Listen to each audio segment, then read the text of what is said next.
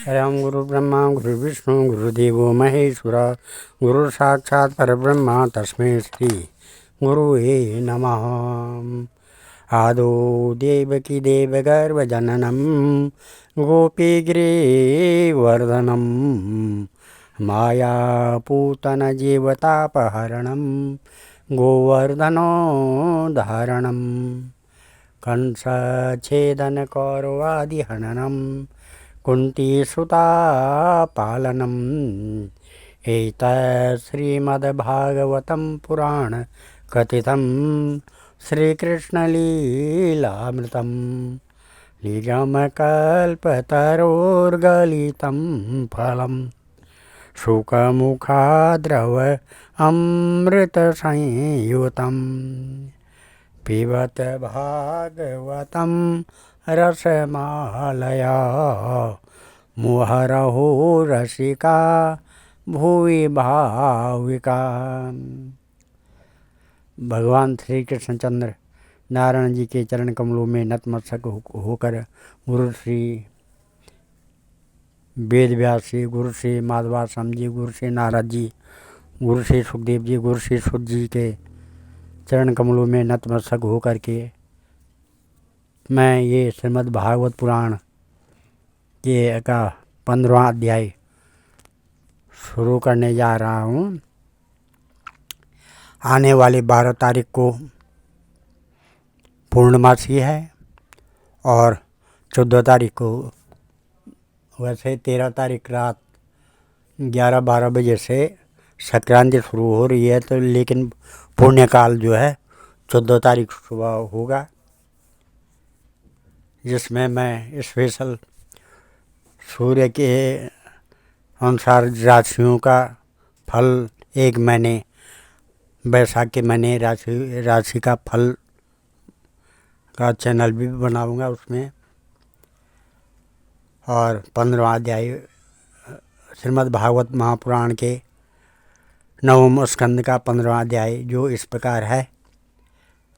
श्री शुकवाच ऐलस्या च उर्वशी गर्भात् खड़ा सन्नात्मजा नृप आयुश्रुतायुश्रुत्यायु रयोथ विजयो जया श्रुतायोर्वसुर्मानपुत्रा सत्ययोश्च श्रुतञ्जया रयस्य श्रुत एकश्च जयस्य तनयोत्मिता भीमस्तु विजयस्याथ काञ्चनो होत्रकस्ततः तस्य जन्नुश्रुतो गंगा गण्डोषे कृतयो विशत् जन्नोस्तु पुरतस्तत्पुत्रो बलाकाश्चात्मजो जगः तथा कुशस्यापि कुशाम्बोस्तनयो वसु कुशर्नावस्य चत्वारो गादिरासीत् कुशाम्बुजा तस्य सत्यवतीं कन्यां ऋचिको याचत द्विजा वरं विश्रीदृशं मत्वा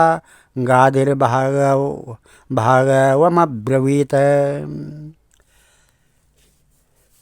श्री आज का प्रसंग है ऋचिक, जमदग्नि और परशुराम जी का चरित्र।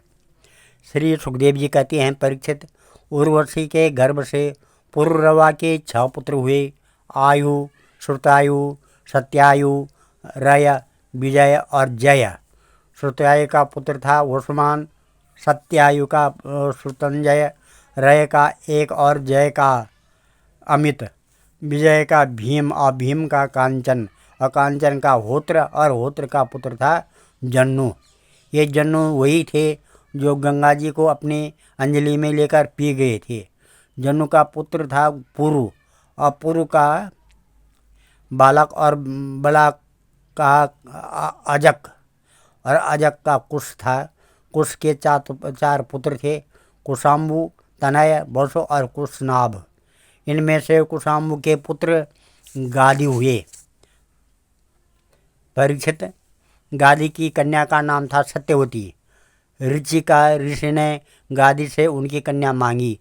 गादी ने यह समझकर कि यह कन्या के योग्य वर नहीं है, ऋषि से कहा, क्या कहा, एकदा श्यामकर्णानां हयानां चंद्रवर्चसां सहस्रं देयतां शुल्कं कन्याया कुशका वयम्। इत्युक्तास्तन्मता ज्ञाता गता स वरुणान्तिकम् आनीय दत्त्वा तान्वास्सम् उपयेम वराननाम् स ऋषि प्रार्थिता पत्न्या स्रस्वा चापत्यकामया श्रपयित्तोर्बहिर्मन्त्रेश्चरु स्नातु गतो मुनि तावत् सत्यवती मात्रा स्वचरुं याचता सती श्रेष्ठं मत्वा तया छत्रं मात्रे मातुर्दत्ता स्वयं तदभिज्ञाय मुनिप्राह पत्नीं कष्टमकारसिं घोरो दण्डधरा पुत्रो भ्राता ते ब्रह्मवित्तमः प्रसादिता सत्यवत्यामेवं बोधिति भार्गव अथ तर्हि भवेत्पुत्रो जमदग्निस्ततोऽभवत् सा च भूतसु महापुण्यं कौशिकी लोकपावनी रेणुसुता रेणुकां वै जमदग्निरुवाहयां तस्यां वै भार्गव ऋषे सुता वसुमदादय यवीयाञ्जज्ञ एतेषां राम इत्याभिविश्रुत यमाहुर्वासुदेवांस हैहयानं कुलान्तकं त्रिसप्तकृतो य इमां चक्रे निश्क्षत्रियां महिं दुष्टं छत्रं बहुभारं ब्राह्मणम् अनेन सत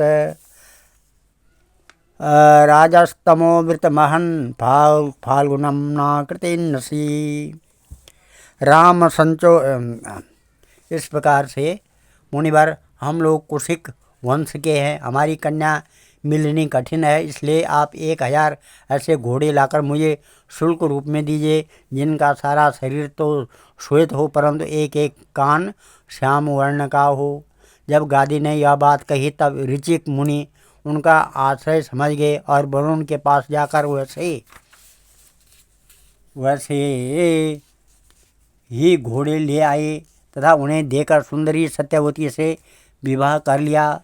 एक बार महर्षि ऋचिक ने उनकी पत्नी और सास दोनों ने ही पुत्र प्राप्ति के लिए प्रार्थना की। महर्षि ऋचिक ने उनकी प्रार्थना स्वीकार करके दोनों के लिए अलग अलग मंत्रों से चरु पकाया और स्नान करने के लिए चले गए। सत्यवती की माँ ने यह समझ कर कि ऋषि ने अपनी पत्नी के लिए श्रेष्ठ चरु पकाया होगा, उसे वह चरु मांग लिया। इस पर सत्यवती ने अपना चरु तो माँ को दे दिया और माँ का चरु वह स्वयं खा गई। जब ऋचिक मुनि को इस बात का पता चला तब उन्होंने अपनी पत्नी सत्यवती से कहा कि तुमने बड़ा अनर्थ कर डाला। अब तुम्हारा पुत्र तो लोगों को दंड देने वाला घोर प्रकृति का होगा और तुम्हारा भाई होगा एक श्रेष्ठ ब्रह्मवेता। सत्यवती ने ऋचिक मुनि को प्रसन्न किया और प्रार्थना की कि स्वामी ऐसा नहीं होना चाहिए।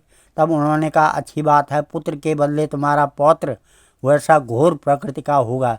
समय पर सत्यवती के गर्भ से जमदग्नि का जन्म हुआ। सत्यवती समस्त लोगों को पवित्र करने वाली परम पुण्यमयी कौशिकी नदी बन गई। रेणु ऋषि की कन्या थी रेणुका। जमदग्नि ने उसका पाणी ग्रहण किया। रेणुका के गर्भ से जमदग्नि का ऋषि के वसुमान आदि कई पुत्र हुए। उनमें सबसे छोटे परशुराम जी थे। उनका यश सारे संसार में प्रसिद्ध है। कहते हैं कि है वंश का अंत करने के लिए स्वयं भगवान ने ही परशुराम के रूप में अंशा अवतार ग्रहण किया था। उन्होंने इस पृथ्वी को 21 बार क्षत्रिय हीन कर दिया।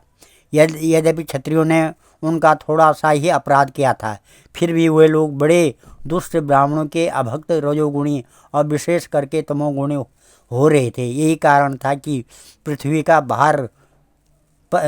के बाहर हो गए थे और इसके फलस्वरूप भगवान परशुराम ने उनका नाश करके पृथ्वी का भार उतार दिया। राजा परीक्षित ने पूछा, किम तन्देदहु भगवतो राजन्यारयतात्मवि कृतम येन कुलम नष्टम क्षत्रियाणाम वीक्षणसा। राजा परीक्षित ने पूछा, भगवान अवश्य ही उस समय के क्षत्रिय विषयालोलुप हो गए थे, परंतु उन्होंने परशुराम जी का ऐसा कौन सा अपराध कर दिया जिसके कारण उन्होंने बार बार क्षत्रियों के वंश का संहार किया। श्री सुखदेव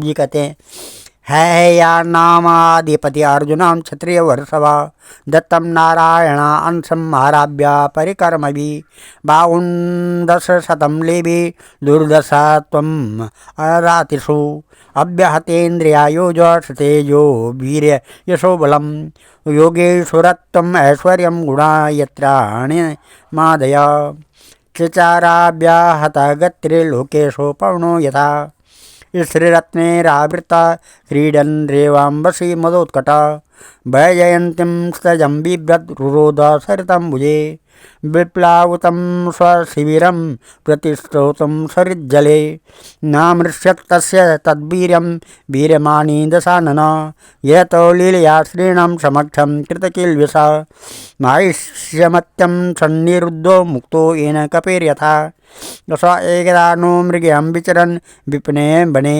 यदीक्षयाश्रमपदं जमदेग्नोरुपाविशत् तस्मै स नरदेवाय मूढीरारोहणमाहरत् स सैन्याममात्यवाहाय हौष्मत्या तपोधन स वीरस्तत्र ततो दृष्ट्वा आत्म ऐश्वर्यातिशायनं तन्नाद्रियता अग्निहोत्रं साविलासा सहाय हविर्धानीर्मिषेदर्पान् नरान् हर्तो मचोदयत् ते च महिष्मति निन्यो शवत्सं क्रन्दति बलात् अथ राजानि निर्याति राम आश्रमम् आगता श्रुता तत् तस्य दौरात्यं सुक्रोधा हि रेवाहता घोरमादाय परुषं शत्रूणां चर्मकामुकम् अन्वधावत् दुर्दशो मृगेन्द्र इव यूथपम्।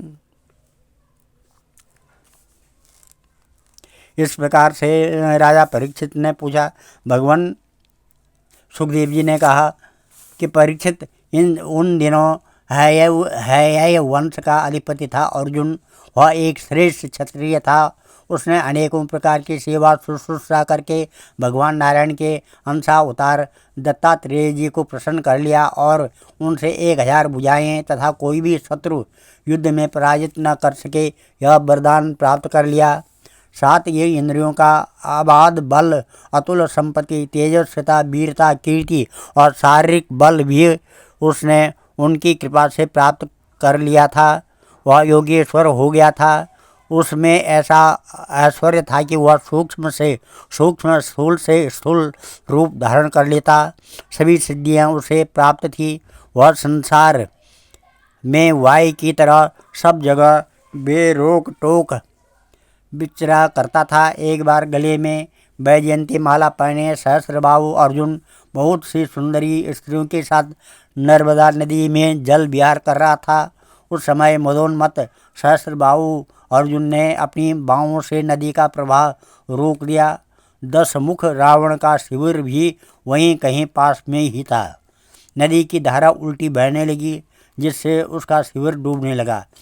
रावण अपने को बहुत बड़ा वीर तो मानता ही था, इसलिए सहस्रार्जुन का यह पराक्रम उससे सहन नहीं हुआ।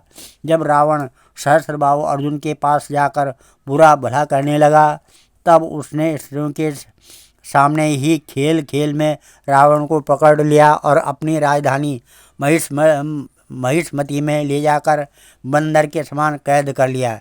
पीछे पुलस्त्य जी के कहने से सहस्त्रबाहु ने रावण को छोड़ दिया। एक दिन सहस्त्रबाहु अर्जुन शिकार खेलने के लिए बड़े घोर जंगल में निकल गया था। दैववश वह जमदग्नि मुनि के आश्रम पर जा पहुंचा। परम तपस्वी जमदग्नि मुनि के आश्रम में कामधेनु रहती थी। उसके प्रताप से उन्होंने सेना, मंत्री और वाहनों के साथ हैयापति खूब स्वागत सत्कार किया।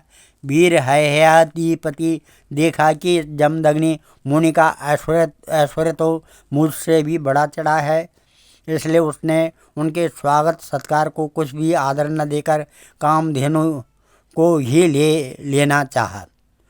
उसने अभिमानवश जमदग्नि मुनि से मांगा भी नहीं, अपने सेवकों को आज्ञा दी कि कामधेनु को छीन ले चलो। उसकी आज्ञा से उसके सेवक बछड़े के साथ बाँ डकराती हुई कामधेनु को बलपूर्वक महिष्मतीपुरी ले गए।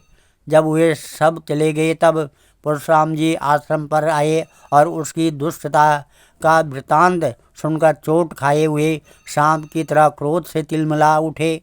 वे अपना भयंकर फरसा, तरकस, ढाल एवं धनुष लेकर बड़े वेग से उसके पीछे दौड़े, जैसे कोई किसी से न दबने वाला सिंह हाथी पर टूट पड़े।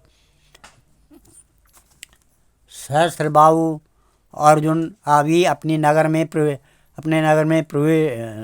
इस प्रकार से तमः पतन्तं भृगुवर्यमोजसा धनुर्धरं बाणपरश्वदायुधम् एणेयचर्माम्बर अर्कधामभिर्युतं जटाभिर्ददृशो पुरीं विशत् अचोदयत्सा शिरथा स्वपत्तिभिर्गदा शिवाणार्षशताग्निशक्तिभिः अक्षोहिणी सप्तदशार्तिभीषणा स्ता राम एको भगवान् सूदयत् यतो यतोऽसौ प्ररत्य परश्वदो मनो नीलोजो परचक्रसूदन ततस्ततच्छिन्नभुजोरुकन्धरा निपेतुरुर्व्यां हतसूतवाहन दृष्ट्वा स्वसैन्यं रुद्रौघकर्दमे रणाञ्जिरे रामकुठारसायके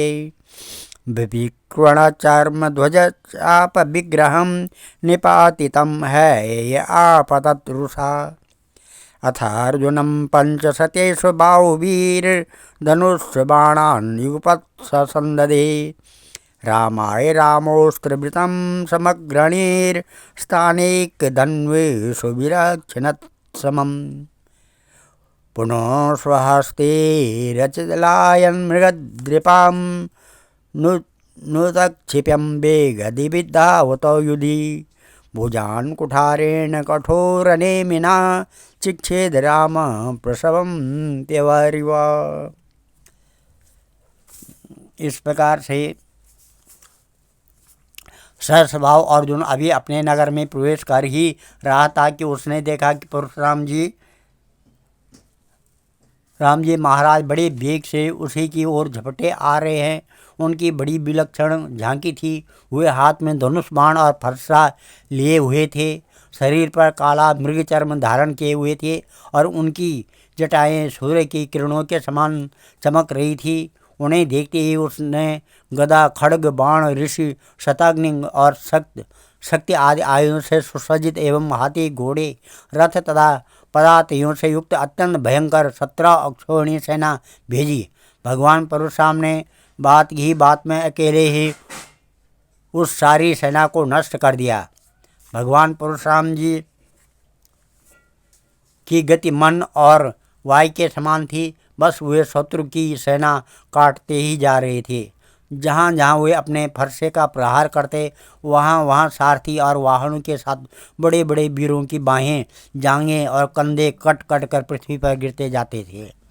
है आदिपति अर्जुन ने देखा कि मेरी सेना के सैनिक उनके धनुष, ध्वजाएं और ढाल भगवान परशुराम के फरसे और बाणों से कट कट कर खून से लथपथ रणभूमि में गिर गए हैं। तब उसे बड़ा क्रोध आया और वह स्वयं भिड़ने के लिए धमका। उसने एक साथ ही अपनी 1000 भुजाओं से 500 धनुषों पर बाण चढ़ाए और परशुराम जी पर छोड़े। परंतु परशुराम जी तो समस्त शस्त्रधारियों के शिरोमणि ठहरे। उन्होंने अपने एक धनुष पर छोड़े हुए बाणों से ही एक साथ सबको काट डाला। अब है आदिपति अपने हाथों से पहाड़ और पेड़ उखाड़कर बड़े वेग से युद्धभूमि में परशुराम जी की ओर झपटा। परंतु परशुराम जी ने अपनी तीखी धार वाले फरसे से बड़ी फुर्ती के साथ उसकी सांपों के समान भुजाओं को काट डाला। कृतबाहु शिरस्तस्य गिरे शृंगमिवाहरत् हते पितरि तत्पुत्रा अयुतं दद्रु उभाययत् अग्निहोत्री उपावर्त्य सवत्सं परवीरः समुपेत समं पित्रे परिकृष्य समर्पयेत् स्वकर्म तत्कृतं राम पित्रे भ्रातृवे एव च वर्णयामास तत्श्रुता जमदग्निर्भासत। राम राम महाबाहो भगवान् पापमकारिषि अवधि नरदेवं यत् सर्वदेवमयं वृथा। वयं हि ब्राह्मणस्तात क्षमयार्हाणतां गता यया लोकगुरुर्देव पारमेष्ट्यामगात् पदं। क्षमया रोचते लक्ष्मी ब्राह्मी शौरी यथा प्रभा। क्षामिनामाशो भगवान् तुष्यते हरिरीश्वर। राज्ञो मूर्धाभिषिक्तस्य वधो ब्रह्मोदादय। गुरु तीर्थ संसेवया चाहु जंगाच्युत चेतना। जब उसकी बाहें कट गई तब उन्होंने पहाड़ की चोटी की तरह उसका ऊंचा सिर धड़ से अलग कर दिया। पिता के मर जाने पर उसके 10,000 लड़के डर कर भागे। परीक्षित विपक्षी वीरों के नाशक परशुराम जी ने बछड़े के साथ कामधेनु लौटा ली। वह बहुत ही दुखी हो रही थी। उन्होंने उसे अपने आश्रम पर लाकर पिताजी को सौंप दिया और महिष्मति में सहस्त्रबाहु ने तथा उन्होंने जो कुछ किया था सब अपने पिताजी तथा भाइयों को कह सुनाया। सब कुछ सुनकर जमदग्नि मुनि ने कहा, हाय हाय परशुराम, तुमने बड़ा पाप किया। राम राम, तुम बड़े वीर हो, परंतु सर्वदेवमय नरदेव का तुमने व्यर्थ ही वध किया। बेटा, हम लोग ब्राह्मण हैं, क्षमा के प्रभाव से ही हम संसार में पूजनीय हुए हैं। और तो क्या, सबके दादा ब्रह्मा जी भी क्षमा के बल से ये ब्रह्म पद को प्राप्त हुए हैं। ब्राह्मणों की शोभा क्षमा के द्वारा ही सूर्य की प्रभा के समान चमक उठती है। सर्वशक्तिमान भगवान श्री हरि भी क्षमावानों पर ही शीघ्र प्रसन्न होते हैं। बेटा, सार्वभौम राजा का वध ब्राह्मण की हत्या से भी बढ़कर है। जाओ, भगवान का स्मरण करते हुए तीर्थों का सेवन करके अपने पापों को धो डालो। आज हम इस अध्याय को यहीं पर समाप्त करें और कथा को यहाँ पर विराम देते हैं। कल 16वां अध्याय और 9वें स्कंद का 16वां अध्याय होगा, जो परशुराम जी के द्वारा इसमें परशुराम जी के द्वारा क्षत्रिय संहार और विश्वामित्र के वंश की कथा होगी। ओम नमः मंगलम भगवान विष्णु मंगलम गरुड़ध्वजा मंगलम पुंडरीकाक्ष मंगलाय तनोहरे। भजे ब्रजैकमण्डनं समस्तपापखण्डनं स्वभक्तचित्तरञ्जनं सदैव नन्दनन्दनं सुपिच्छगुच्छमस्तकं सुनादवेणुहस्तकम् अनङ्गरङ्गसागरं नमामि कृष्णनागरं। मनोजगर्वमोचनं विशाललोललोचनं विदूतगोपशोचनं नमामि पद्मलोचनं। करारविन्दभूधरं स्मृतावलोकसुन्दरं महेन्द्रमानधारणं नमामि कृष्णवारणं। कदम्बशूर्णकुण्डलं सुचारुगण्डमण्डनं व्रजाङ्गनैकवल्लभं नमामि कृष्णदुर्लभं। यशोदया समोदया सगोपया सनन्दया युतं सुखकदायकं नमामि गोपनायकं। सदैव पादपङ्कजं मदीयमानसे निजं ददानमुत्तमालकं नमामि नन्दबालकं। समस्तदोषशोषणं समस्तलोकपोषणं समस्तगोपमानसं नमामि नन्दलालसा। भूभरावतारकं भवाब्जकर्णधारकं यशोमती किशोरकं नमामि चित्तचोरकं। दिगन्तकान्तभङ्गिनं सदा सदालिसंज्ञना दिने दिने नवं नवं नमामि नन्दसम्भवं।